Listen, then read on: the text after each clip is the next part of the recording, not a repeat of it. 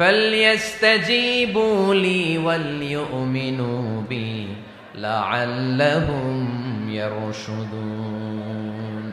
রব্বুল আলামিন বলেন, নবী হে, আমার বান্দারা যখন তোমাকে জিজ্ঞেস করে আমি কোথায়, তুমি বলে দাও ইন্নী করিব, আমি কাছে। আল্লাহু আকবার।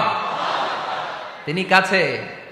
আল্লাহর হাবিব সাল্লাল্লাহু আলাইহি ওয়াসাল্লামকে আল্লাহ কমান্ড দিলেন, আপনি বলে দেন যখনই উম্মতেরা জিজ্ঞেস করবে আল্লাহ কোথায়, আমি কোথায়, আপনি বলে দেন ফাইন্নী করিব, আমি কাছে। আরেক জায়গায় আল্লাহ ব্যবহার করলেন আকরাব, কাছে না। করিব মানে কাছে, আর আকরাব মানে সবচাইতে কাছে। The closest one, the most closest one, সবচাইতে কাছে। ওয়া নাহনু আকরাবু ইলাইহি মিন হাবলিল ওয়ারিদ।